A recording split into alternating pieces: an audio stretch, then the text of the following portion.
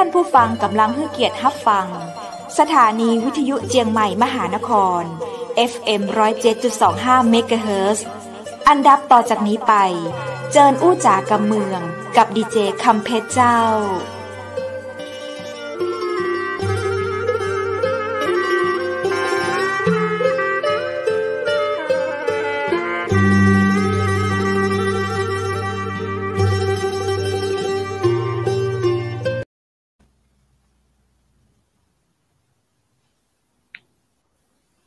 สวัสดีเจ้าสวัสดีคุณผู้ชมที่กระเติงหามสักนั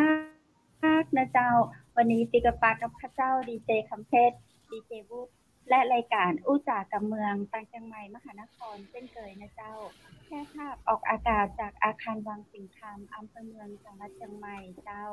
นำเรื่องราวดีๆมีสาระมาฝากคุณผู้ชมเจ้าวันนี้ปาการวันพุธที่20เดือนตุลาคม2564คุณผู้ชมเจ้าวันพรุ่งนี้ก็จะออกพรรษาแล้วเนอะใครที่ได้เข้าพรรษามาได้ถือศีลได้มีทำบางท่านถึงกับกินเจตลอด3เดือนที่เข้าพรรษามาข้าเจ้าขออนุโมทนาสาธุด้วยนะเจ้าวันพรุ่งนี้จะออกพรรษากันแล้วเนาะขออนุโมทนาสาธุบุญกันด้วยนะเจ้าออกพรรษาแล้วจะเป็นจะได้ต่อทำดีมาตลอดเข้าพรรษาละจะทำดีกันต่อไปนะเจ้าเป็นกำลังใจให้กับทุกคนทุกท่านใครที่รู้สึกว่าเข้าพรรษามา3เดือนไม่ค่อยจะดีแต่ใดลองพยายามต่อไปนะเจ้าข้าเจ้าก็จะตั้งใจและพยายามต่อไปเช่นกันนะเจ้าเนาะเอาไปด้วยกันนะเจ้าคุณผู้ชมเจ้าวันนี้ที่วันดีใกล้วันออกพรรษาทางรายการจะได้รับเกียรติจากแขกรับเชิญที่จะมาร่วมอู้จ๋ากับเมืองด้วยกันนะเจ้าอันนี้รู้สึกว่าแขกรับเชิญเราจะอู้กับเมืองจ้างตัวนะเจ้าแต่ก็คงมีแปลไทยเหมือนข้าเจ้านะเนาะเพราะกับเมืองแบบลึกๆกับเมืองดั้งเดิมเลยแต่เดี๋ยวนี้หายากเจ้าก็จะมีแบบลูกครึ่งกันซะส่วนใหญ่นะเจ้าคุณผู้ชมอู้จ๋ากันนักแล้วเนาะก็เดี๋ยวคือปากกับแขกรับเชิญคนงามของเฮาตัวพระเจ้าเห็นแล้วงามนะเจ้าแล้วก็เก่งตัวท่านเคยอยู่ในตำแหน่งของหอการค้าจังหวัดแม่ฮ่องสอนนะเจ้าและบัดเดี๋ยวนี้ก็ขยับมาเป็นประธานอาวุโส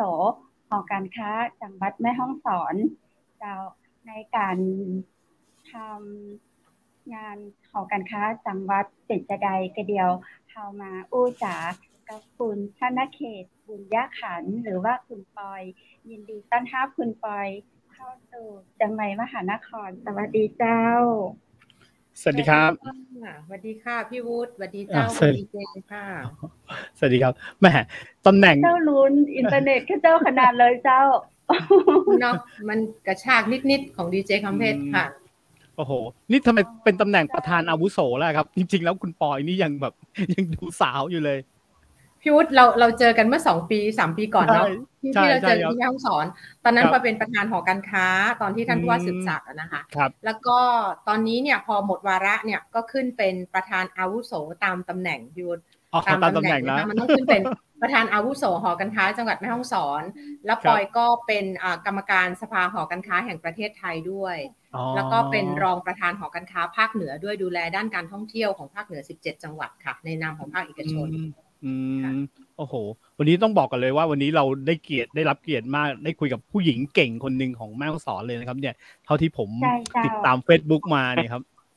นะฮะแม่ก็คือแบบตำแหน่งก็บอกอยู่แล้วเนาะประธานอาวุโสแสดงว่าท่านค่อนข้างจะเก่งและมีความสามารถบอกใจว่างามเพียงแค่ภายนอกแน่ๆแหละภายในต้องงามแล้วก็เก่งแล้วก็แกล้งตัว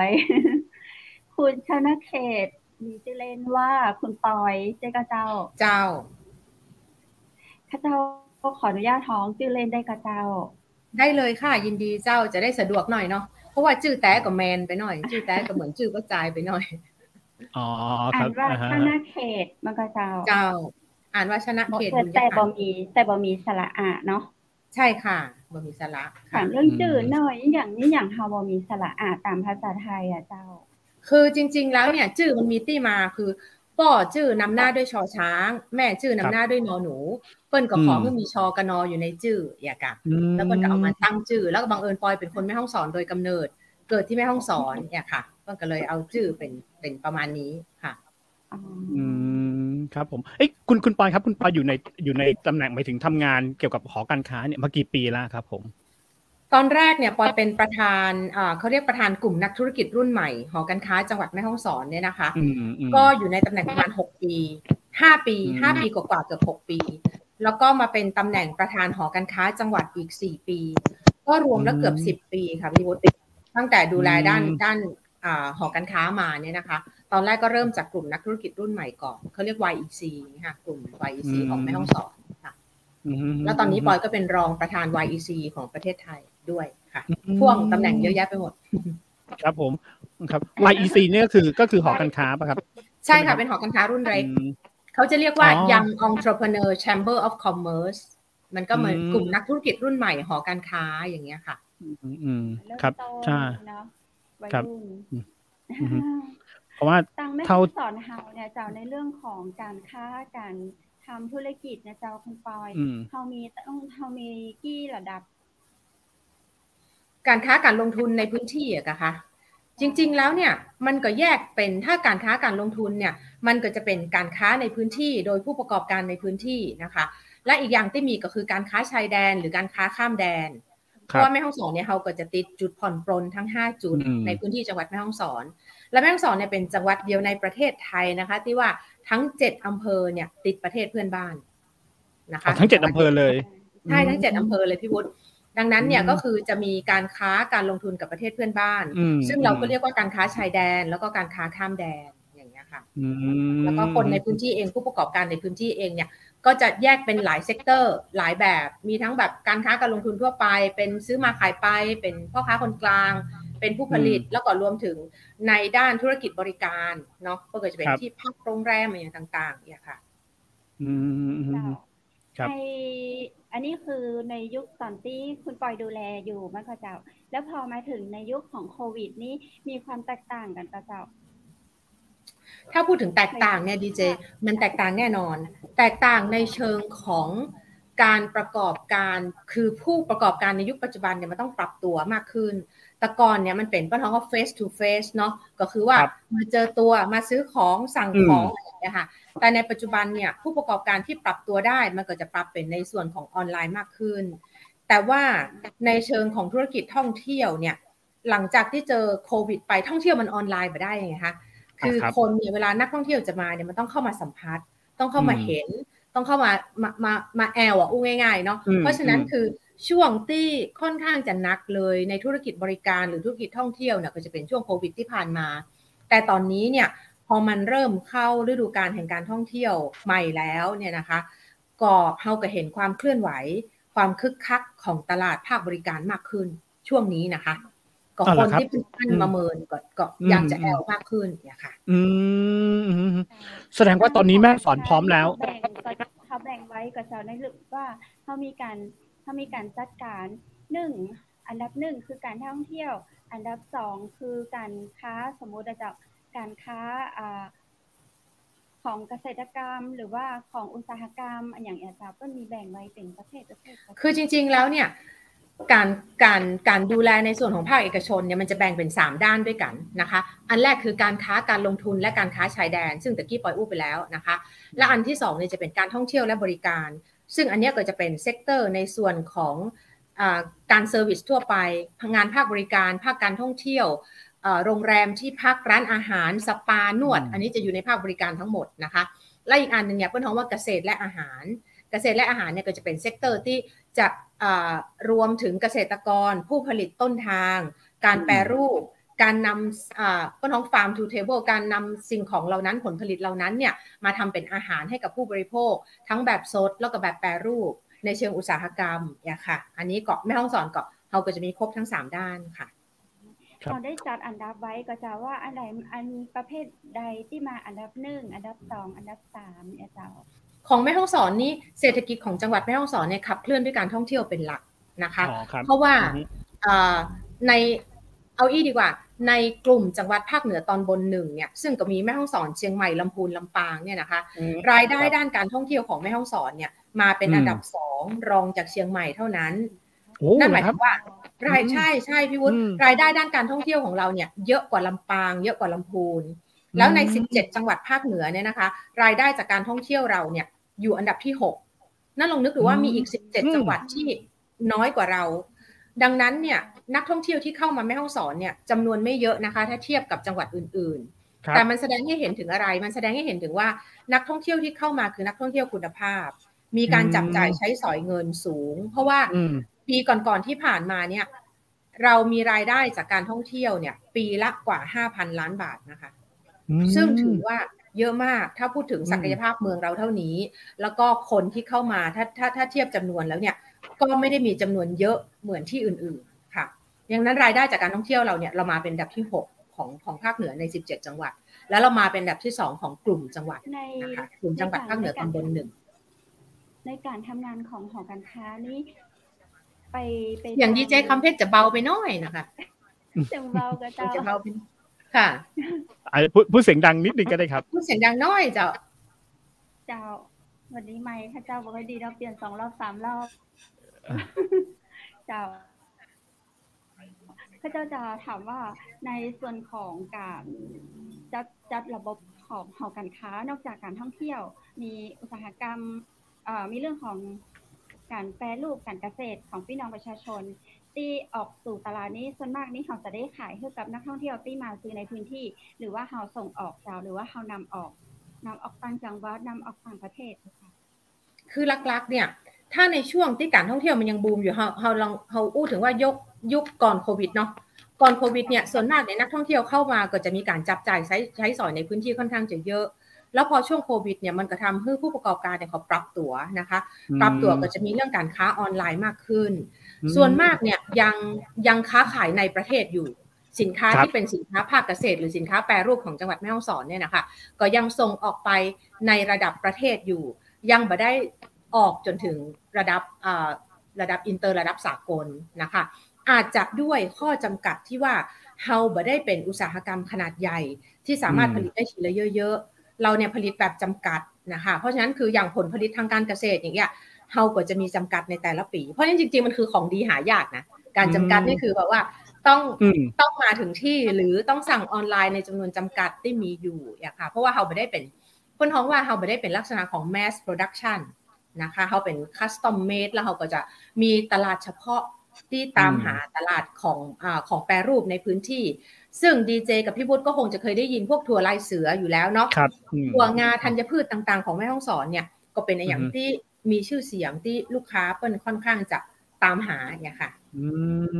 แล้วก็กลุ่ม handicraft เปิ้ลท้องว่ากลุ่มพวกผ้าทอมือกลุ่มงานฝีมือจากชุมชนจากวิสาหกิจชุมชนจากกลุ่มแม่บ้านต่างๆค่ะเครื่องแต่งกายอย่างต่างๆกระเป๋าเล็กกระเป๋าน้อยกระเป๋าลีซ่ออย่างเงี้ยค่ะเขาก็จะมีแบบนั้นตัวเจ้าครับผมครับคุณเป็นที่ระลึกจากจังหวัดแม่ฮ่องสอนได้เลยนะถ้านักท่องเที่ยวมาใช่ค่ะมาเข้ามาสัมผัสในพื้นที่จับจ่ายในพื้นที่จะน่าสนใจมากกว่าการที่เราจะส่งออกไปนะใช่ค่ะใช่ค่ะคือถ้ามาสัมผัสเองแล้วก็ความเป็นนักท่องเที่ยวก็จะรู้สึกดีตัวนะคุณบุญคือแบบเราได้ไปซื้ออันนี้ซื้อของไปฝากเพื่อนฝูงอันนี้ไปซื้อของไปฝากเป็นที่ระลึกอย่างนี้เนาะค่ะครับถ้าเราเอาสินค้าประเภทนี้ไปวางที่เชียงใหม่หรือว่าที่กรุงเทพอาจจะได้ให้ความสนใจน้อยกว่าการที่อยู่ในจังหวัดประเจ้าคุณปอยจริงๆของแม่ฮ่องสอนก็วางในริมปิงก็มีเยอะนะวางในซุปเปอร์มาร์เก็ตต่างๆก็มีเยอะนะแต่ว่าถ้าในกรณีคือคนนักท่องเที่ยวเหมือนเฮาอะค่ะเวลาเขาไปไหนแล้วเขาไปซื้อจากชุมชนไปซื้อจากแหล่งที่มาแล้วมันมีสตอรี่มีเรื่องราวอยู่ในนั้นเขาจะมีความรู้สึกว่ามันเหมือนกับได้สัมผัสมากกว่าที่เขาจะไปหยิบจากเชลฟ์ในซุปเปอร์มาร์เก็ตต่างๆเนี่ยเนาะใช่ครับครับคุณปอยครับจริงๆแล้วแม่ฮ่องสอนเนี่ยคนส่วนมากจะนึกถึงปายนะครับผมแต่จริงๆแล้วแม่ฮ่องสอนเราเนี่ยเรามีอีกตั้ง7อำเภอใช่ไหมครับผมแล้วแต่ละอำเภอเนี่ยมีสถานที่ท่องเที่ยวซึ่งแตกต่างกันไปไม่ว่าจะเป็นลักษณะภูมิศาสตร์หรือว่าแตกต่างกันในพื้นที่อะไรอย่างเงี้ยคุณปอยพออธิบายถึง ทุกๆอำเภอของแม่ฮ่องสอนได้ไหมครับในเรื่องการท่องเที่ยวที่พี่วุฒิพูดมาเนี่ยถูกต้องเลยค่ะเพราะว่าทุกคนพอนึกถึงแม่ฮ่องสอนเนี่ยเขาจะนึกถึงแต่อำเภอปายเพราะว่าที่ผ่านมาเนี่ยพูดง่ายๆเราก็ต้องยอมรับว่าปายมันดังนะคะเพราะว่าคือมันมีการลงทุนจากนักลงทุนจากที่อื่นเขาเข้ามาพอนักลงทุนจากที่อื่นเขาเข้ามาเขาก็มีเครือข่ายมีคอนเนคชั่นดังนั้นเนี่ยเขาก็คือโฆษณาประชาสัมพันธ์ธุรกิจของเขาที่เข้ามาลงทุนในพื้นที่ดังนั้นเนี่ยปายถึงดังมากถึงมากที่สุดในยุคหนึ่งนะคะแต่ว่าจริงๆแม่ฮ่องสอนมันมีมากกว่านั้นซึ่งปอยเองเนี่ยปอยก็ร่วมกับทางหอการค้าจังหวัดแม่ฮ่องสอนเนี่ยร่วมกับทางท่องเที่ยวและกีฬาจังหวัดและร่วมกับทางทบท.ด้วยเราจัดโครงการท่องเที่ยวแม่ฮ่องสอน7อำเภอซึ่งตอนนี้เราจะไม่เน้นเฉพาะอำเภอปายแล้วนะคะปายเขามีดีของเขาแน่นอนตอนนี้เราใช้คำว่าแม่ฮ่องสอน experience ก็คือประสบการณ์ดีๆที่แม่ฮ่องสอนหรือแม่ฮ่องสอนสัมผัสนะคะแล้วก็อำเภอปายเนี่ยสิ่งที่เราจะขายเนี่ยเราขายว่าปายเนี่ยมันเป็นเมืองแห่งความร่วมสมัยเลยเรียกว่าปาย contemporary town นะคะเมืองความร่วมสมัยคืออะไรปายเนี่ยเขาจะตอบวิถีชีวิตแบบเราต้องการความมินิมอลเราต้องการคาเฟ่เราต้องการนั่งอะไรเก๋ๆเราก็จะนึกถึงอำเภอปายนะคะแต่ว่าในขณะเดียวกันเนี่ยปายเขาก็ไม่ได้มีแค่นั้นเขาก็มีทะเลหมอกมีวัดมีอะไรด้วยแต่จริงๆแล้วเนี่ยคนที่นึกถึงอำเภอปายเนี่ยเขาต้องการมาท่องเที่ยวแบบมาเดินถนนคนเดินมาซื้อของมาใช้ชีวิตแบบคูลในช่วงที่อยู่ปายเราก็เลยตั้งว่าโอเคงั้นอำเภอปายเนี่ยเราจะชูความเป็น contemporary town หรือเมืองแห่งความร่วมสมัยนะคะแล้วก็คือจะขายตรงนี้ออกไปส่วนอำเภอปางมะผ้าเนี่ยปอยบอกเลยว่ามีประวัติศาสตร์ที่น่าสนใจเยอะมากๆที่ดังไประดับโลกแต่คนไทยไม่ค่อยรู้นะคะอำเภอปางมะผ้าเราจะขายความเป็นเมืองในยุคก่อนประวัติศาสตร์เราจะใช้คำว่าปางมะผ้า prehistorical town นะคะ prehistorical เนี่ยมันเป็นยุคก่อนประวัติศาสตร์พี่วุฒิรู้ไหมว่ามันมีการค้นพบที่ปางมะผ้าที่เพิงผาถ้ำลอดนะคะเข้าไปขุดค้นเนี่ยเจอกระดูกชิ้นตรงนี้กับตรงแก้ม2ชิ้นนะคะแล้วก็เอามา construct คือนักโบราณคดีเขาไปขุดค้นแล้วก็มีกระดูกชิ้นเล็กๆอีกเนี่ยแล้วเขาเอามา construct หรือประกอบขึ้นเป็นรูปหน้าคนแล้วก็ค้นพบโดยให้นักโบราณคดีทางออสเตรเลียด้วยนะคะแล้วก็ทางของไทยเขาทำงานร่วมกันปรากฏว่ากระดูกชิ้นนั้นเนี่ยอายุ 13,640 ปีก่อนประวัติศาสตร์นั่นหมายถึงว่าบ้านเรามันเกิดอะไรขึ้นพี่วุฒิมันมียุคก่อนที่ไม่ได้พูดถึงคนไทยไม่ได้พูดถึงคนแม่ฮ่องสอนไม่ได้เป็นบรรพบุรุษต้นตระกูลของเราแต่มันเป็นการย้ายถิ่นฐานของคนในยุคนั้นๆแล้วปรากฏว่าต้องใช้คำว่ายิ่งค้นยิ่งเจอนะคะทุกวันนี้เนี่ยเรามีวัฒนธรรมโรงไม้ที่ยิ่งใหญ่มากอยู่ที่อำเภอปางมะผ้าโรงไม้ที่เป็นโรงใหญ่ๆที่คือเขาใช้ท่อนสูงสมัยโบราณแล้วก็ขุดเข้าไปนะคะแล้วก็โรงเนี่ยเขาจะเอาบรรจุศพไว้รวมกันบางโรงเนี่ยมีศพถึง18ศพด้วยกันอยู่ในนั้นมีโครงกระดูกเราต้องใช้คำนี้เพราะปัจจุบันมันไม่มีศพแล้วมันก็กลายเป็นโครงกระดูกรวมถึงเครื่องประดับอะไรต่างๆเยอะแยะมากมายดังนั้นปางมะผ้าเนี่ยน่าสนใจมากๆมีภาพเขียนสีโบราณมีภาพเขียนผนังอะไรเยอะมากนะคะของที่อำเภอปางมะผ้าเราก็เลยจะขายความเป็นเมืองแห่งยุคก่อนประวัติศาสตร์ส่วนอำเภอเมืองเนี่ยเราจะใช้คำว่า City of Faith หรือเมืองแห่งศรัทธานะคะอำเภอเมืองแม่ฮ่องสอนเนี่ยคำว่าเมืองแห่งศรัทธาปอยไม่ได้หมายความว่าเป็นวัดแต่เมืองแห่งศรัทธาเนี่ยมันมีทั้งวัฒนธรรมประเพณีความเชื่อวิถีชีวิตการดำรงชีพการดำรงอยู่ของคนแม่ฮ่องสอนนะคะถ้าเรามาแม่ฮ่องสอนเนี่ยถ้าเรามาอำเภอเมืองเนี่ยเราก็จะได้สัมผัสเขาเรียกว่าเมืองแห่งศรัทธาในพื้นที่จังหวัดแม่ฮ่องสอนนะคะแล้วก็ข้ามไปอำเภอขุนยวมเนี่ยเขาจะมีประวัติศาสตร์ร่วมกับทางญี่ปุ่น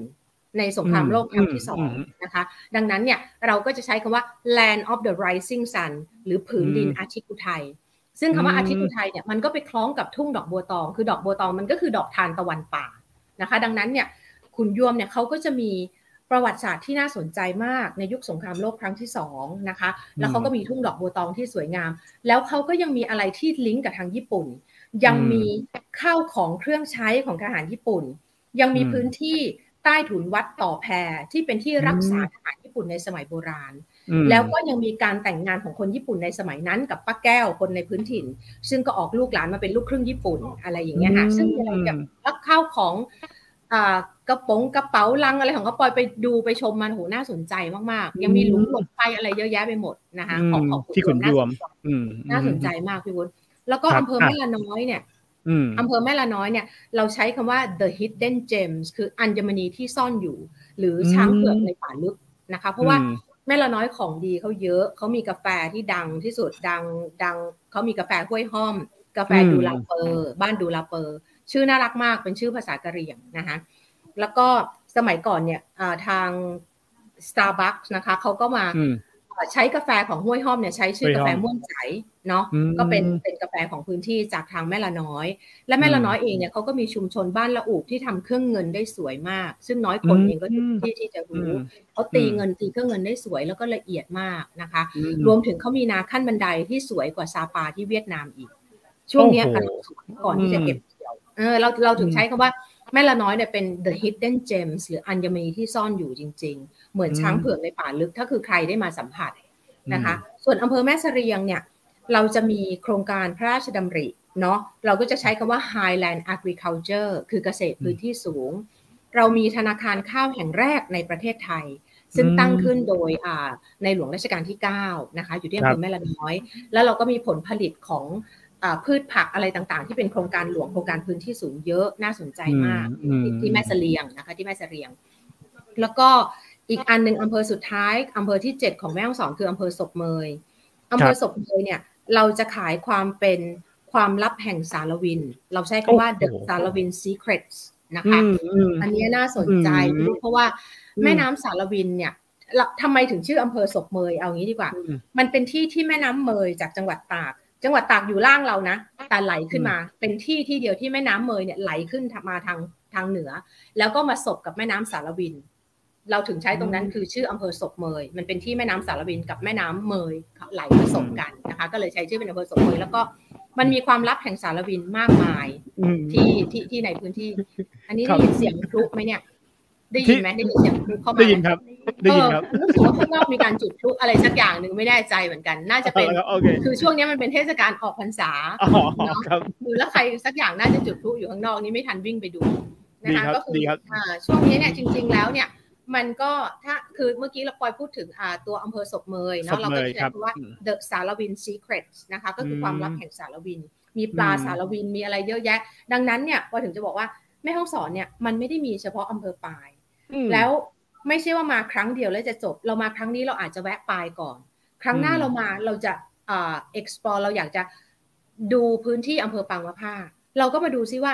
ยุคมนุษย์ก่อนประวัติศาสตร์มันเป็นยังไงวัฒนธรรมโรงไม้คืออะไรข้าวของเครื่องใช้ในสมัยแบบ10,000 กว่าปีที่ผ่านมามันเป็นยังไงอะไรเงี้ยภาพเขียนผนังอายุ 7,620 ปีที่เขียนติดอยู่ที่เพิงผาบ้านไร่เนี่ยมันคืออะไรเพิงผาบ้านไร่น่าสนใจพี่วุฒิครั้งหน้ามาต้องไปเดินขึ้นชันแบบนี้90 องศาเดินขึ้นไปหน้าผาแล้วขึ้นไปข้างบนนะไม่น่าเชื่อมีโรงไม้มีอะไรเยอะแยะไปหมดดังนั้นแม่ฮ่องสอนเนี่ยมันไม่ใช่มีแค่อำเภอปายมันมี7อำเภอที่เราท่องเที่ยวได้แล้วปอยถึงใช้คำว่าแม่ฮ่องสอน experience หรือแม่ฮ่องสอนสัมผัสประสบการณ์ที่คุณมาแม่ฮ่องสอนคือคุณไม่จำเป็นต้องมา2 วันแล้วก็กลับโอเคครั้งนี้คุณมีเวลา2 วันครั้งหน้าค่อยว่ากันใหม่เราก็มาสัมผัสแต่ละอำเภอไปอย่างเงี้ยค่ะจุดขายเยอะแม่ฮ่องสอนน่ามาเที่ยวจะบอกให้โอ้นี่ฟังคุณปอยเล่านะเหมือนดูซีรีส์ที่แบบ EP 4มีอยู่7 EP เลยครับที่ต้องดูให้จบที่ต้องดูให้ครบเพราะแต่ละ EP เนี่ยก็โยงกันเรื่องราวผูกพันกันโอ้โหแล้วก็แบบผมชอบมากเลยคนที่สร้างเรื่องราวให้กับ7อำเภอนี้ครับโอ้โหฝากไปชมด้วยเลยจริงๆว่าเป็นอะไรที่น่าสนใจมากค่ะครับผม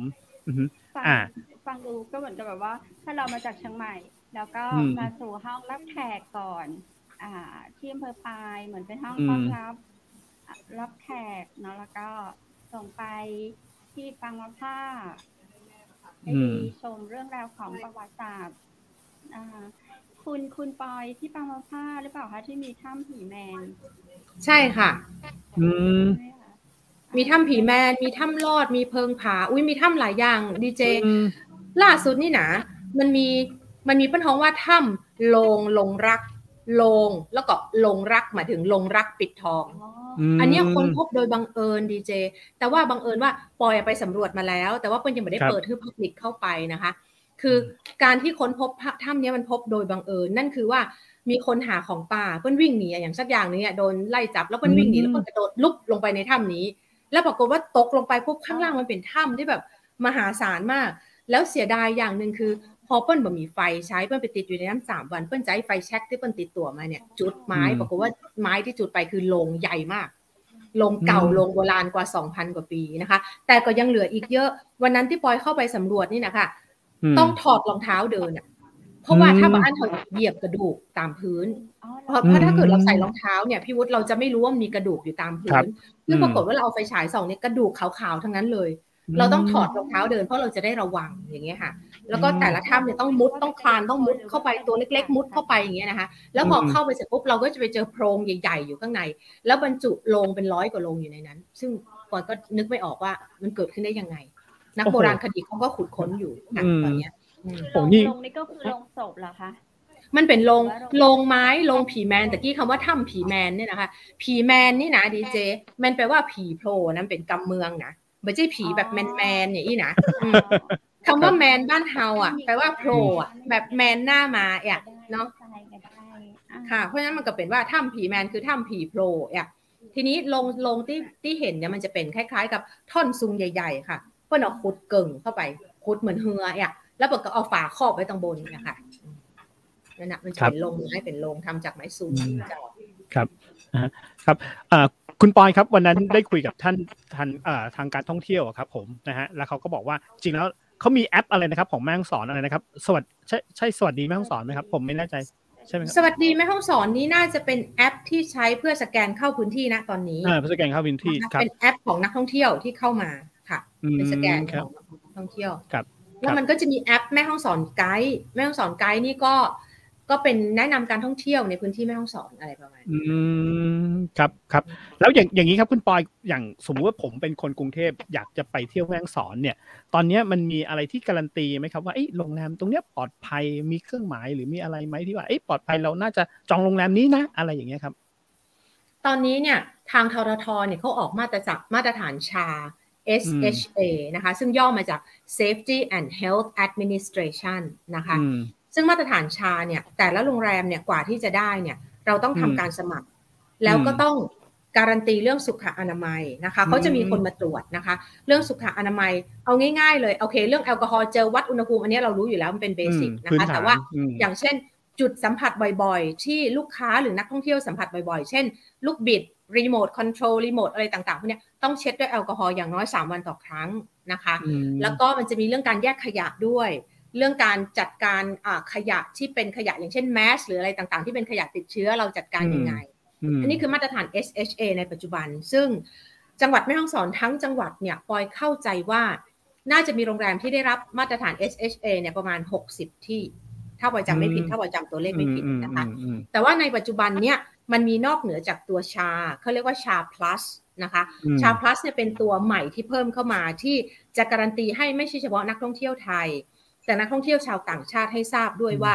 โรงแรมหรือสถานที่ใดๆก็แล้วแต่ที่ได้รับการสแตมป์ว่าเป็นได้รับการอนุมัติว่าเป็นมาตรฐานชา plus นั่นหมายถึงว่าพนักงานในโรงแรมเขาได้รับการฉีดวัคซีนครบ2 เข็มแล้วมากกว่า 70% ขึ้นไปนะคะซึ่งของปอยเองเนี่ยปอยก็ทำโรงแรมในปัจจุบันปอยก็กำลังสมัครในตัวของชา plus ด้วยนะคะเพราะว่าตอนนี้พนักงานฉีดครบแล้วต้องใช้คำว่า 100%ปล่อยให้พนักงานทุกคนตั้งแต่แม่บ้านตั้งแต่คนสวนทุกคนเนี่ยฉีดวัคซีนรับครบ2 เข็มแล้วนะคะตอนนี้ก็เลยกำลังสมัครชา plus ด้วยเพราะว่าชา plus เนี่ยมันจะเป็นตัวการันตีให้กับนักท่องเที่ยวชาวต่างชาติเขาจะได้เวลาเขาดูปุ๊บเขาจะได้มั่นใจว่าโอเคโรงแรมเนี้ยปลอดภัยนอกเหนือจากชาแล้วเนี่ยก็ยังมีเรื่องชา plus ด้วยนั่นคือพนักงานได้รับวัคซีนครบถ้วนหมดแล้วอย่างเงี้ยค่ะครับผมแม่เดี๋ยวต้องไปเข้าแอปพลิเคชันแล้วก็ลองเซิร์ชดูแล้วครับผมว่ามีที่ไหนบ้างนะครับครับโอเคยังครับเชิญเลยครับคุณคุณพูดถึงไหนแล้วไม่ได้ยินเลยครับข้าเจ้าไปถึงนะอย่างก็อำเภอปังละผ้าแล้วก็ปล่อยปลาแวะถ้ำผีแมนอยู่ครับแล้วก็มาแต่ในเรื่องของความศรัทธาก็คือแอลวาดแอลวาแอลจองต่างๆแล้วก็ที่พักนี้จะมีอยู่ทุกอำเภออยู่แล้วนะเจ้าอาจจะพัก1 คืนอย่างคุณวุฒิมีเวลา7 วันกับอำเภอละ1 คืนไปเลยเนาะ เอาจากเมืองไม่น่าพอนะครับ1 คืนบปดีเจคืนเดียวนี่บปนะต้องสัก2 คืนอย่างน้อยนะอย่างน้อย2 คืน2 คืนยังพอแหมก่อนแอลไม่เสลียงแอลไม่ห้องสอนก็คือออกจากอำเภอเมืองแล้วเนาะถ้าเขาได้ทำบุญใส่บาตรวัดจองต่างๆอยู่ที่อำเภอเมืองค่อนข้างจะนักเนาะออกมาสู่แดนอย่างก็อาทิตย์อุทัยค่ะซึ่งจะมีให้เขาชมลูกครึ่งญี่ปุ่นอยู่อิมากาเจ้าแล้วก็มันมีวัฒนธรรมผสมผสานค่ะมันมีทั้งไทยใหญ่แล้วก็ญี่ปุ่นในพื้นที่อำเภอตะกี้คุณปอยบอกชื่อวัดอย่างกระเจ้าวัดต่อแพค่ะวัดต่อแพใต้ถุนเป็นผู้รักษาทหารบาดเจ็บทหารญี่ปุ่นในยุคโบราณค่ะครับใครอยากดูญี่ปุ่นในยุคสงครามโลกครั้งที่2เนาะที่มาเนี่ยอย่างทางบ้านเฮาก็ได้ไปดูได้ที่วัดต่อแพอำเภอขุนยวมจากนั้นก็ขึ้นไปชมทุ่งบัวตองกำลังงามเนอะกำลังทุ่งบัวตองต้องช่วงนี้นะเพราะว่ามันจะเป็นงามแต่ประมาณ5 พฤศจิกายนถึง5 ธันวาหลังจากนั้นมันก็จะโรยละแต่ถ้าช่วงบัดเดียวนี้ก็ยังเขียวอยู่นั้นใครบอกเขาว่ามันกำลังออกสีอ่ะตอนนี้มันกำลังเขียวกำลังเริ่มมีดอกน้อยๆมันกำลังออกดอกตุ่มเจ้ามันยังบ่เหลืองเสื้อเจ้าครับโอ้คือตอนนี้ถ้าจะยอมแล้วครับคุณรู้จะไปทางใดต่อคือถ้าจะไปแม่ฮ่องสอนตอนนี้อย่างที่บอกว่านอกจากเรื่องของการท่องเที่ยวธรรมชาติสวยงามแล้วนะครับผมแล้วก็โอเควัดวาอารามแล้วศิลปะวัฒนธรรมแล้วนะครับผมเรื่องของสุขภาพด้วยไหมครับคุณบอยที่แบบเรามีอะไรชูตรงนี้ไหมครับเรื่องของสุขภาพคือแม่ฮ่องสอนนี่นะพี่วุฒิมันตอบโจทย์เรื่อง wellness ด้วย wellness นั่นหมายถึง wellness and well-being เราใช้อย่างนี้ดีกว่า wellness ก็คือในส่วนของสุขภาพwell-being นี่คือเป็นเรื่องสุขภาวะเนาะเรื่องสุขภาวะเนี่ยมันรวมถึงอารมณ์อาหารอะไรต่างๆแต่ wellness เนี่ยมันจะเป็นเรื่องสุขภาพเป็นหลักนะคะทีนี้ทำไมแม่ฮ่องสอนถึงตอบโจทย์ไม่ว่าจะเป็น wellness หรือ well-being เนี่ยเพราะว่าหนึ่งคือสถานที่ของเรามันมีความเป็นธรรมชาติสูงมากนะคะคือภูเขาอะไรต่างๆที่เรามีเนี่ยอากาศมันบริสุทธิ์แล้วก็คือไปถึงแม่ฮ่องสอนปุ๊บเนี่ยคุณได้บำบัดสุขภาพก่อนเลยอันดับแรกเจ้าคือเข้ามาปุ๊บใจมันก็ม่วนแล้วอ่ะดีเจเพราะมันเป็นสถานที่ที่แบบมันโปร่งโล่งแล้วมันบ่ได้แข่งขันบ่ได้รีบเร่งเหมือนเวลาเราอยู่เมืองใหญ่นี่ปอยก็หาไปเชียงใหม่ปิกมาตะกี้นี่บ่ได้นะเชียงใหม่ต่อให้เงียบลงแล้วนะคะแต่มันก็ยังมีความเป็นเมืองใหญ่มีความเป็นซิตี้อยู่เนาะแต่พอเฮาปิกมาบ้านเฮาเนี่ยเฮามีความรู้สึกว่าอันเนี้ยคือบ้านอ่ะคือชนบทคืออย่างที่เราสัมผัสได้วิถีท้องถิ่นเนี่ยแล้วก็คือการกินอาหารการกินด้วยพี่วุฒิตัวนี้สำคัญนะคะเพราะว่าแม่ฮ่องสอนเองเนี่ยถ้าอาหารการกินจริงๆแล้วถ้าอยู่กันแบบวิถีชาวบ้านถ้าไปอยู่ตามโฮมสเตย์หรืออะไรต่างๆเนี่ยเขาก็จะเน้นอาหารที่มันมาจากธรรมชาติจริงๆปรุงแต่งแบบน้อยมาก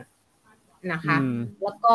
ถ้าเราไปกาดไปซื้อของอย่างตามกาดเนี่ยมันก็ยังมีอย่างที่มันยังเป็นแบบของดั้งเดิมของคนไทยของท้องถิ่นราคาไม่แพงเนี่ยแล้วมันก็เป็นในส่วนของเขาเรียกว่าค่าครองชีพก็ไม่ได้สูงเหมือนเมืองใหญ่ดังนั้นการอยู่ที่เนี่ยมันสุขกายสุขใจสุขเงินในกระเป๋าอย่างเงี้ยคือเราบ่จำเป็นต้องใช้เงินเยอะๆเหมือนเวลาเราอยู่เมืองใหญ่อะค่ะใช่ครับแล้วก็มันตอบโจทย์เรื่องสุขภาพแน่นอนอยู่แล้วพี่วุฒิโอ้ได้สุขภาพแล้วแน่นอนแล้วก็ตอนนี้เห็นบอกว่าเรื่องของสายการบินเนี่ยก็คือแทบทุกวันอยู่แล้วใช่ไหมครับคือช่วงโควิดที่ผ่านมาเนี่ยเขาก็หยุดไปเลยพูดง่ายๆคือมันก็ไม่มีที่ไหนบินเนาะบางกอกแอร์เวย์เคยบินแต่ตอนนี้บางกอกเนี่ยยังไม่มีทีท่าว่าจะกลับมาบินนะคะเรามีอีกสายการบินหนึ่งก็คือสายการบินนกแอร์ที่บินตั้งแต่ในอดีตแล้วก็หยุดไปช่วงนึงแต่ทีนี้เนี่ยตั้งแต่31ตุลาคมนี้เป็นต้นไปมันจะเป็นสเก็ตหน้าหนาวนกแอร์ก็จะกลับมาบินอีกครั้งหนึ่งเราจะมีเส้นทางบินตรงดอนเมืองแม่ฮ่องสอนนะคะแต่ว่าไม่ได้บินทุกวันเขาจะบินทุกวันพุธศุกร์อาทิตย์อันนี้คือดอนเมืองแม่ฮ่องสอนแล้วเราก็จะมีเส้นทางเชียงใหม่แม่ฮ่องสอนจะเริ่มในวันที่2 พฤศจิกายนนี้เชียงใหม่แม่ฮ่องสอนเขาจะบินอังคารพฤหัสเสาร์ค่ะก็คือเรามาได้2ทางก็ทุกวันนะครับจริงๆแล้วเหลือวันจันทร์วันเดียวที่กำลังพยายามจะใส่เพิ่มเข้าไปค่ะดีเลยครับ แล้วอย่างนี้ครับคุณปอยจริงๆแล้วเรื่องของสมัยนี้เมืองไทยนะครับเมืองไทยเนี่ยเป็นสถานที่ที่เป็นโลเคชั่นของหนังเมืองนอกมากๆเลยนะครับแม่ฮ่องสอนเนี่ยมีโอกาสหรือว่าเคยเป็นมาก่อนไหมครับสำหรับเป็นโลเคชั่นของหนังนอกที่จะเข้ามาถ่ายทำที่นี่ครับจริงๆนะอันนี้ตอบโจทย์ด้วยปอยกำลังจะบอกว่าการถ่ายทำหนังเนี่ยในพื้นที่เราตอบโจทย์เพราะว่าในอดีตเราเคยมีหนังเรื่องแอร์อเมริกามาถ่ายแล้วเนาะอันนี้เราก็ทราบอยู่เนี่ยโรยตัวกันตรงหนองจอมคำหลังบ้านไปเนี่ยขึ้นหอก็โรยตัวมาจำได้ใช่ในอดีตนะคะแล้วก็เมื่อสัก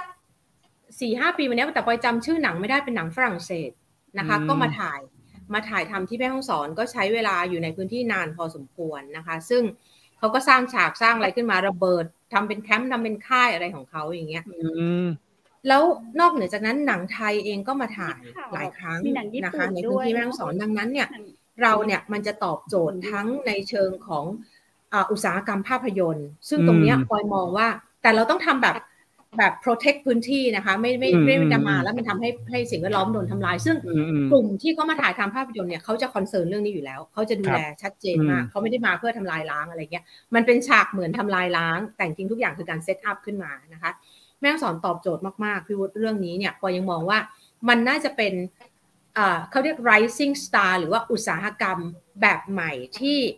จะทำให้เกิดการขับเคลื่อนเศรษฐกิจในพื้นที่ได้ด้วยนะคะซึ่งก่อนหน้าที่จะมีโควิดเนี่ยปอยยังเคยประชุมร่วมกับทีมถ่ายทำจากกรุงเทพปอยไปนั่งประชุมที่ท่องเที่ยวและกีฬาจังหวัดเขาสนใจที่จะมาถ่ายทำในพื้นที่จังหวัดแม่ฮ่องสอนแล้วก็เราก็กำลังมองว่าอันนี้น่าจะเป็นอุตสาหกรรมอีกอันหนึ่งที่จะขับเคลื่อนเศรษฐกิจในพื้นที่เราได้ดีแล้วก็มันเกิดการจับจ่ายใช้สอยได้ดีด้วยนะคะคือหนึ่งคือเมื่อกองถ่ายทำเข้ามาเนี่ยเขาต้องใช้ต้องกินต้องอยู่แล้วแต่เมื่อหนังพรีเซนต์ออกไปเมื่อหนังแบบมีการฉายออกไปเนี่ยคนก็อยากติดตามว่าเฮ้ยตรงนี้คืออะไรที่นี่คืออะไรอุตสาหกรรมเนี้ยมันจะทำให้เกิดการขับเคลื่อนทางเศรษฐกิจได้ดีมากแล้วแม่ฮ่องสอนเนี่ยควรจะเป็น movie production destination ได้อย่างดีด้วยโอ้เห็นด้วยเลยครับน่าจะเป็นเลยแหละครับเพราะว่าด้วยโลเคชันหลายๆโลเคชันแล้วปุ๊บเนี่ยเรายังไม่เคยเห็นเราหรือว่าเราอาจจะได้เห็นแล้วแต่แบบยังน้อยอยู่นะครับสำหรับแม่ฮ่องสอนเนาะแล้วผมอาจจะต้องโปรโมทพี่มุดช่วยกันโปรโมทได้เลยครับเพราะในวงการอยู่แล้วช่วยกันด้วยได้เลยครับเพราะว่าจริงๆโลเคชันหนังผมนะครับก่อนหน้านั้นเล่าประสบการณ์ให้ฟังเคยไปทำหนังฝรั่งเศสเหมือนกันนะครับแล้วก็คนฝรั่งเศสนี่แหละบอกเลยว่าไปแม่ฮ่องสอนครั้งนั้นเป็นครั้งแรกที่ผมได้ยินคำว่าหมู่บ้านแมวไมโครเวฟครั้งแรกเลยครับคือฝรั่งเจาะจงเลยนะครับขอเป็นแมวไมโครเวฟให้ผมไปถ่ายเก็บโลเคชันมาอย่างเงี้ยผมก็ทำโลเคชันไปให้เขาก็มาถ่ายนะตอนนั้นแบบเป็นกองถ่ายของหนังต่างประเทศนะครับผมซึ่งผมมองดูแล้วแม่ฮ่องสอนเนี่ยหลายๆที่โอ้โหยิ่งคุณปอยบอกงี้นะผมก็เพิ่งจะรู้เหมือนกันว่าแม่ฮ่องสอนเนี่ยไม่ใช่แค่ศิลปะวัฒนธรรมไม่ใช่แค่สงครามโลกสมัยครั้งที่2นะนี่ไกลไปถึงยุคก่อนประวัติศาสตร์เลยนะเป็นมนุษย์ยุคหินเก่ายุคหินกลางยุคหินใหม่นู่นเลยนะซึ่งตรงนี้ผมว่าเป็นจุดขายที่น่าสนใจมากๆครับผมตอนนี้ได้มีการโปรโมทหรือว่ามีการทำหรือว่าถ้าเกิดคนอยากเข้าไปดูอย่างเงี้ยยังไม่ได้ไปคุณปอยตอนนี้เป็นยุคออนไลน์ครับจะเที่ยวทางออนไลน์ก่อนขอเข้าไปดูก่อนเข้าไปดูตรงไหนได้มั่งไหมครับคือจริงๆแล้วปอยมองว่าทางม.ศิลปากรหรือทางคณะโบราณคดียังไม่ได้เอาตัวนี้เข้าเป็นแบบ virtual ยังไม่ได้เป็นลักษณะของออนไลน์ที่เผยแพร่ในส่วนของเรื่องถ้ำเรื่องยุคก่อนประวัติศาสตร์เนี่ยนะคะเราอาจจะเห็นภาพทั่วๆไปที่พอจะเห็นได้บ้างที่มันแบบเป็น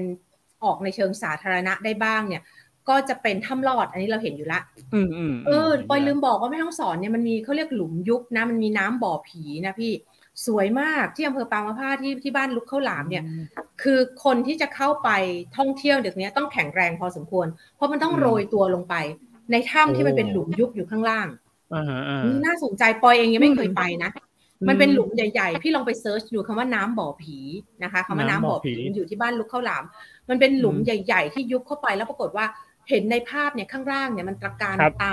มากๆต้องใช้คำนี้คือไม่ว่าจะเป็นหินงอกหินย้อยคือปกติเราเข้าถ้ำเนี่ยเรามองไปด้านนี้เรามองไปด้านบนแต่อันนี้มันอยู่ข้างล่าง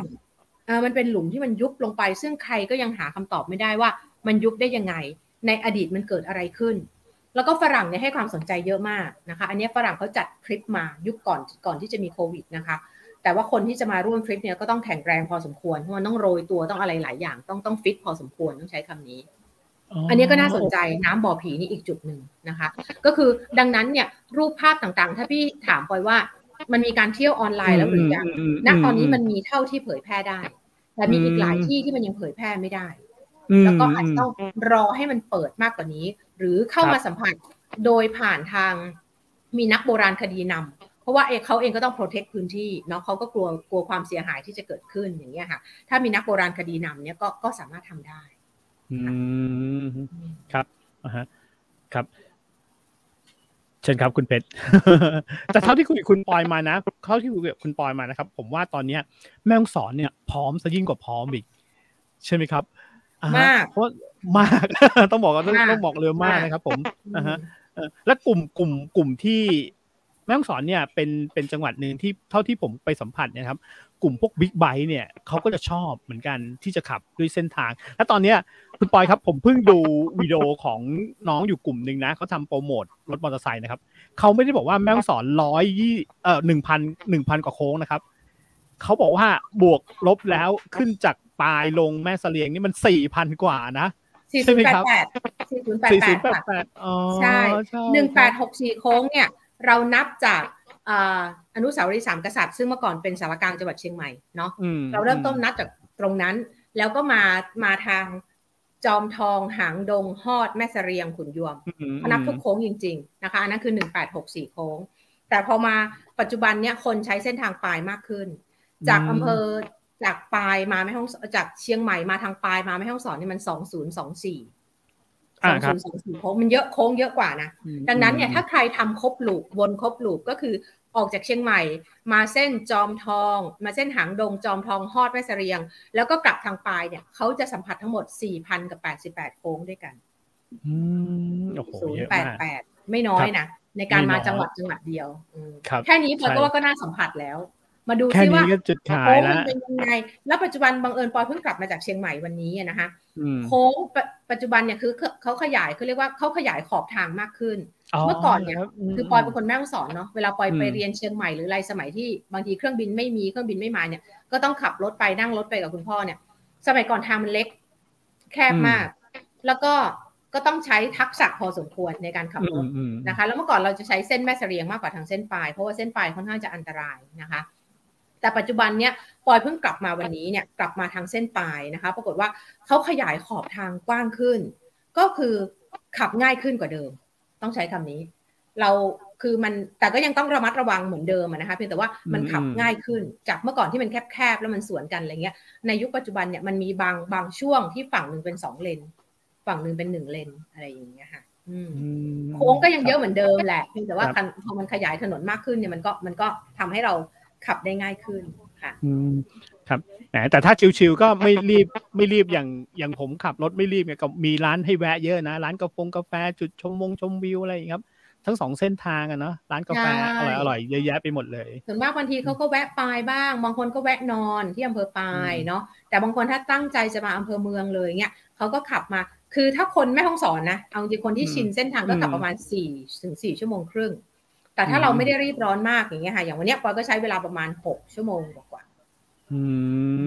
เราก็อาจจะแวะบ้างตามทางอย่างเงี้ยค่ะแล้วก็ไม่ได้รีบมาก5 ชั่วโมงมันอาจจะประมาณ5 ชั่วโมงแบบนี้ค่ะครับผมฮะครับคุณชิวเลยอะไรอย่างเงี้ยใช่ครับทางก็คือเก็บเกี่ยวความสุขไปด้วยความสุขระหว่างทางงามดีเจวันนี้งามแล้วมาเมื่อค่ำเนาะพอดีปอยแวะซื้อครัวหลายอย่างแล้วมาถึงเมื่อค่ำเนี่ยปรากฏว่ามันเป็นช่วงที่พระอาทิตย์อาจจะโดนคือแสงมันส่องลอดต้นไม้เข้ามาเราขับมานะพี่อย่างสวยคือเราขับแล้วมันมีเหมือนกับ2 ข้างทางเป็นกำแพงต้นไม้ตลอดทางเนาะแล้วก็แสงลอดต้นไม้เข้ามาเป็นแสงสีทองเนี่ยงามขนาดต้องมาไม่ต้องสอนนี่ต้องมาเลยเนี่ยนี่เป็นอีกเหตุผลหนึ่งที่แบบคนกรุงเทพอิจฉาคนแม่ฮ่องสอนมากก็คือว่าขับรถแบบด้วยความโอ้โหสวยงามมากแต่ละเส้นทางนะครับผมอย่างเราเนี่ยขับเราก็จะเจอแต่ตึกรามบ้านช่องหรือว่ารถติดในกรุงเทพแล้วหน้าฝนยิ่งสวยนะหน้าฝนมันมีหมอกฝนสวยมากบ่ายโมงบ่าย2นี่ยังหมอกเต็มไปหมดเลยนะเราขับไปมันก็จะมีไอหมอกจางๆระหว่างทางอะไรอย่างเงี้ยสวยมากครับคุณปอยครับถามนิดนึงตอน เราเห็นภาพชัดเจนเลยเนาะคือคุณรุ่อาจจะเคยดูในหนังมาถ่ายทำอะไรอย่างเงี้ยค่ะแต่ในความที่เราได้ดูในภาพในหนังเนี่ยที่แต่แล้วนะจะบอกว่าสู้ในความจริงสัมผัสจริงๆมาได้ด้วยตาตัวเองต้องมาดีเจต้องขับรถมาแอลก้อยๆมาคือถ้าไผ่ขี้ค้านก็ขึ้นเครื่องมาได้เรามีเซอร์วิสทั้ง2เส้นทางเพราะว่าจากเชียงใหม่แม่ฮ่องสอนมันก็นั่งเครื่องประมาณเกือบชั่วโมงเนาะแต่ถ้าเขาขับรถมาเรื่อยๆมันก็ 4-5 ชั่วโมง6ชั่วโมงห้องอย่างค่ะมาจนถึงอำเภอเมืองมันจะได้สัมผัสคนละแบบมันก็งามไปเลยสวยมากต้องใช้วันนี้ปอยขับนั่งมานี่คือสวยมากมันคือแบบมันมีสีทองมีอย่างสาดส่องเข้ามาตลอดเวลาค่ะเป็นภาพแห่งความทรงจำที่งดงามค่ะครับคุณปอยครับตอนนี้แม่ฮ่องสอนของเราเนี่ยเป็นที่รู้จักของนักท่องเที่ยวเนี่ยหลายๆชาติแล้วใช่ไหมครับไม่ใช่แต่จะเป็นทางยุโรปทางจีนทางเอเชียอย่างพวกอินเดียหรือว่าอะไรเงี้ยเขารู้จักอะไรเราเพิ่มมากขึ้นหรือยังครับรู้จักมากนี่จริงๆปอยเพิ่งไปประชุมร่วมกับทางท่านเอกอัครราชทูตอินเดียที่เชียงใหม่นะคะที่ไปภารกิจครั้งนี้เนี่ยไปประชุมร่วมกับท่านมาแล้วก็เราคุยถึงเรื่องการลิงก์การเชื่อมต่อเรื่องการค้าการลงทุนนะคะรวมถึงการลิงก์ในส่วนของการท่องเที่ยวด้วยนะคะเพราะว่ามันมีอะไรที่ตอบโจทย์ทั้งสองประเทศอยู่เหมือนกันเพราะว่าเราอาจจะมีความศรัทธาในสิ่งที่คล้ายๆกันด้วยนะคะแล้วก็คืออินเดียเนี่ยเขามาเชียงใหม่เยอะอยู่แล้วที่ผ่านมาเนาะแล้วก็การที่เขาจะเชื่อมต่อมาแม่ฮ่องสอนในอนาคตเนี่ยปอยมองว่ามันมีโอกาสเป็นไปได้สูงมากนะคะก็คุยกันทั้งเรื่องการค้าการลงทุนทั้งเรื่องการเชื่อมต่อด้านการท่องเที่ยวหลายๆด้านที่เราเพิ่งคุยกันมาเมื่อวันนั้นนะคะค่ะครับแต่สัดส่วนมีแนวโน้มจะทำอย่างตั้งบ้านเฮาก็เจ้าต่างอินเดียนะคะหมายถึงต่างใดเจ้าดีเจสงสัยนี่แหละครับอินเทอร์เน็ตของทางแม่เสลียงจะค้างไว้คุณคำเพชรถามอินเทอร์เน็ตคุณคำเพชรถามอีกทีครับ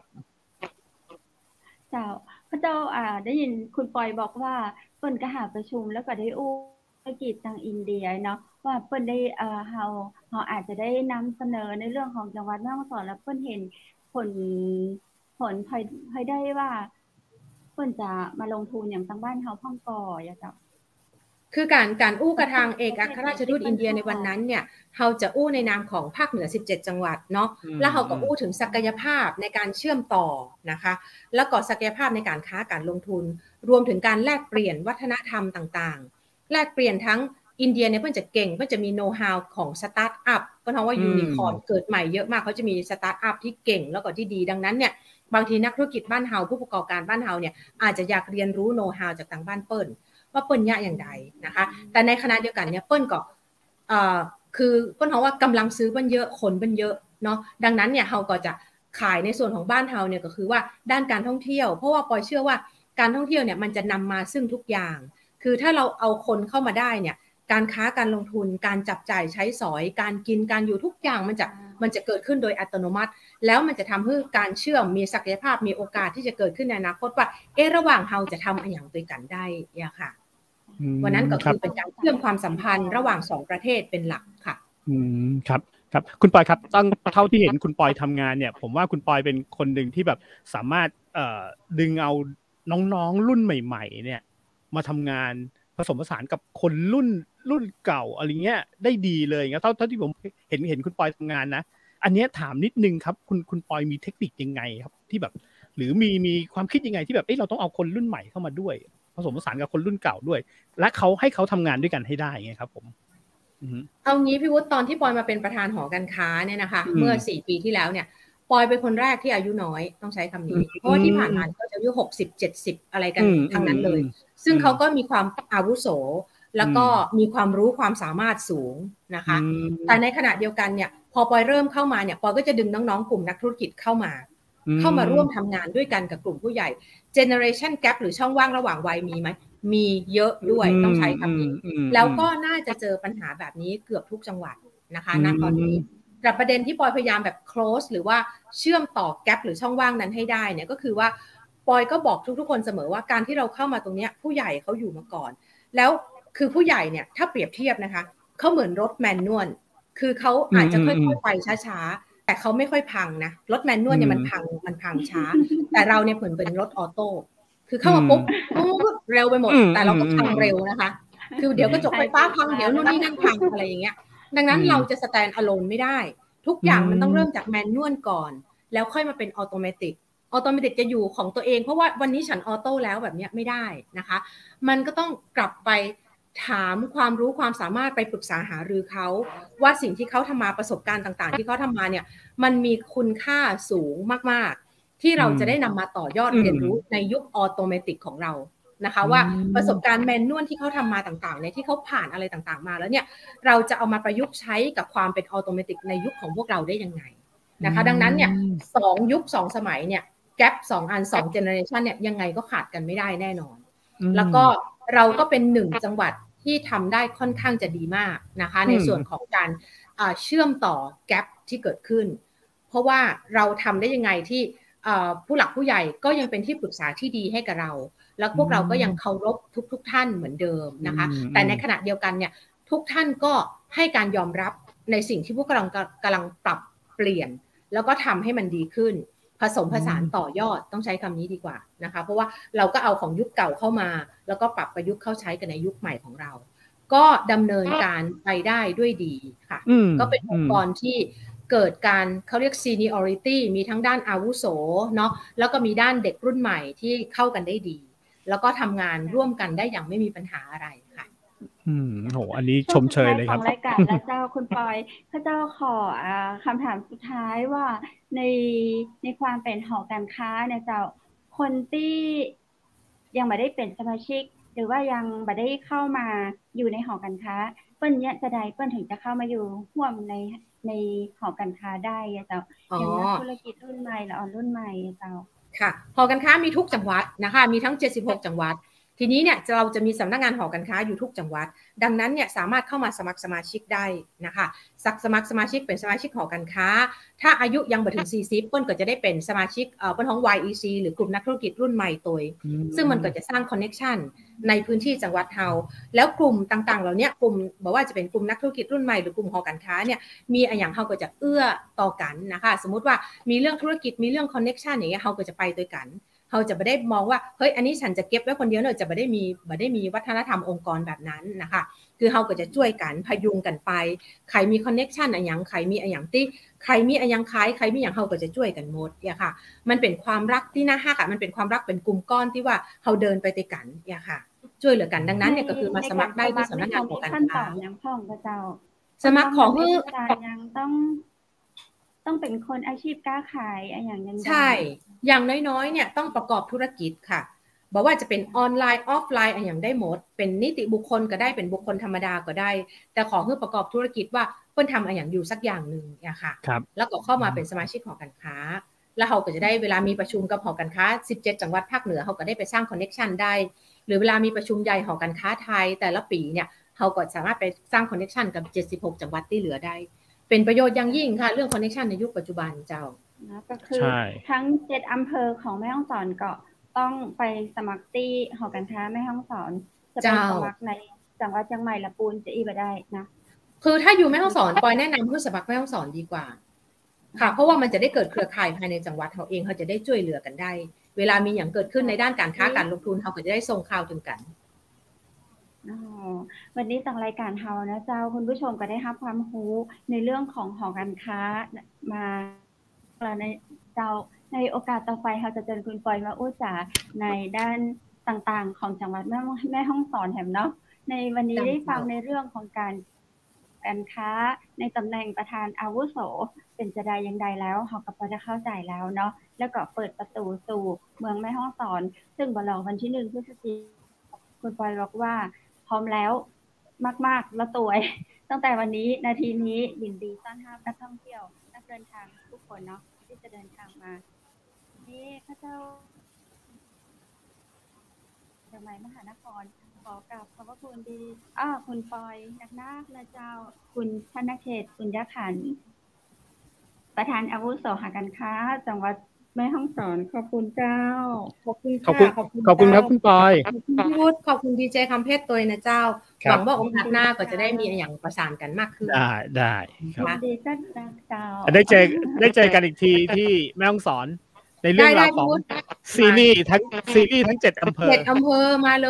ยเดี๋ยวพี่วุฒิมาช่วยกันทำงานค่ะได้น่าสนใจขอบคุณมากครับผมสวัสดีครับได้ค่ะขอบคุณค่ะสวัสดีค่ะสวัสดีเจ้าขอบคุณเจ้านะแม่เจ้ายินดีหลายๆเนาะยินดีประล้ำประเหลือเจ้าคุณผู้ชมวันนี้ได้สาระดีๆจากคุณปอยเนาะไผ่กึดบ่ออกจะไปพักผ่อนจะไปผ่อนคลายจะไปคือแอลสบายเนื้อสบายตัวสบายใจนะเจ้าสำคัญเลยเนาะใจต้องมาก่อนคุณปอยเปิ้ลบอกแม่ห้องสอนเจ้าอากาศปลอดโปร่งโล่งสบายแค่เดินทางถึงจังหวัดแม่ฮ่องสอนเราจะเห็นถึงความแตกต่างทันทีแม้แต่จังหวัดใกล้เคียงเนาะก็จะเห็นความแตกต่างเลยว่าอันนี้เป็นซิตี้อันนี้เป็นแม่ฮ่องสอนบลูโซนเนี่ยเนาะเจ้าคุณผู้ชมเจ้าแอลได้กู้ตีกู้ตังของเมืองแม่ฮ่องสอนจังหวัดที่อยู่ขอบชายแดนแต่มีความใสบริสุทธิ์เพราะว่าจะเป็นในเรื่องของบุคคลบรรยากาศหลายอย่างเนาะอย่างแขกรับเชิญของเราเล่าไว้เมื่อตะกี้ฟังแบบคร่าวๆประมาณ1ละได้แอลถึง7 อำเภอเนาะแต่ละอำเภอก็มีความแตกต่างกันเปิดประตูสู่จังหวัดแม่ฮ่องสอนนี่ได้เปิ้นฮ้องว่าได้กำไรยิ่งกว่าไปนั่งไปนอนอยู่ตามที่อื่นแน่นอนเจ้าอันนี้เปิ้นมาการันตีจากประธานอาวุโสหอการค้าจังหวัดแม่ฮ่องสอนคุณผู้ชมเจ้าก็น่าเสียดายว่าเวลาเฮาก็ผ่านไปเว้ยเนาะลูกจะออกภาษาละวันนี้หลายคนก็จะเตรียมข้าวของจะไปวัดไปวากันนะเจ้าอย่าลืมแวะแอลทำบุญตามวัดต่างๆเนาะออกภาษาแล้วการเข้าพรรษาก็เป็นสิ่งที่ดีนะเจ้าออกภาษายิ่งดีกว่าเนาะก็ขออนุโมทนาสาธุด้วยนะเจ้าและวันนี้ตั้งทีมงานก็ขอบคุณสปอนเซอร์ใจดีครัวปิ่นโตเชียงใหม่นะเจ้าสามารถสั่งซื้ออาหารได้ตลอดทุกวันนะเจ้าโทรไปได้ที่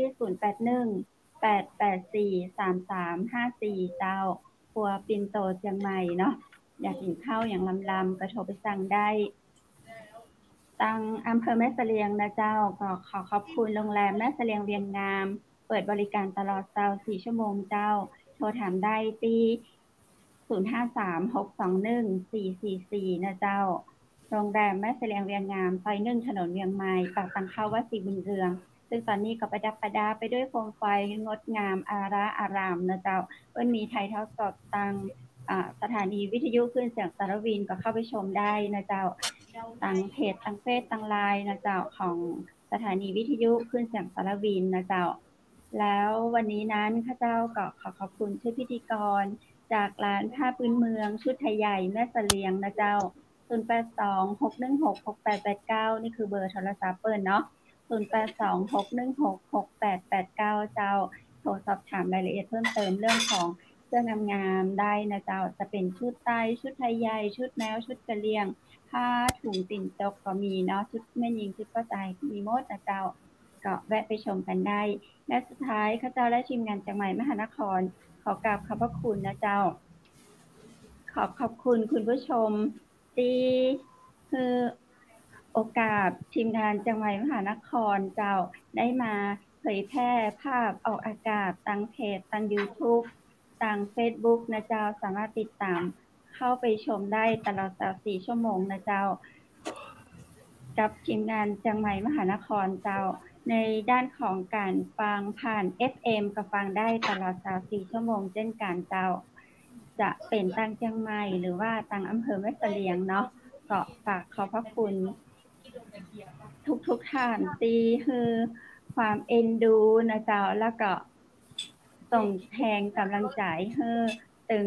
2ทีมงานเนาะเพราะว่าจะเป็นตังขึ้นเสียงสารวินอำเภอแม่เสลียงตังเชียงใหม่มหานครอำเภอเมืองจังหวัดเชียงใหม่เจ้าในวันนี้พระเจ้าและทีมงานก็ขออวยพรให้คุณผู้ชมทุกคนทุกท่านนะเจ้ามีสิ่งที่ดีๆนะเจ้าเข้ามาในชีวิตของเฮาเพราะว่าเฮากำลังจะเตวผ่านวิกฤตที่ผ่านมาซึ่งเป็น เกี่ยวกับโรคระบาดกาสิ่งต่างๆที่บดีกับผ่านไปละเนาะผ่านข้ามวิกฤตนี้ไปใจกันได้พบได้เจอกับสิ่งที่ดีสำหรับค่ำคืนนี้นั้นข้าเจ้าและทีมงานก็ขอลาคุณผู้ชมไปก่อนเนอะพรุ่งนี้ปีกับปะกันแห่งใหม่เจ้าขอให้คุณผู้ชมทุกท่านโชคดีและมีความสุขราตรีสวัสดิ์เจ้า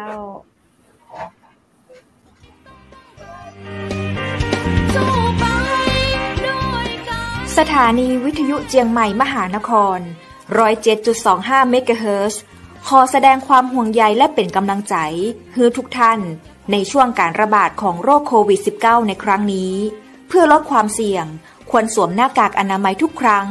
ล้างมือเป็นประจำขอให้อยู่ที่บ้านให้นักที่สุดด้วยความปรารถนาดีจากหมู่เฮาเจ้าเจียงใหม่มหานครสนับสนุนโดยกาแฟโกแม็กคอฟฟี่และโรงแรมแม่เสรียงเวียงงามโทร 053-621-444 และ 081-595-2883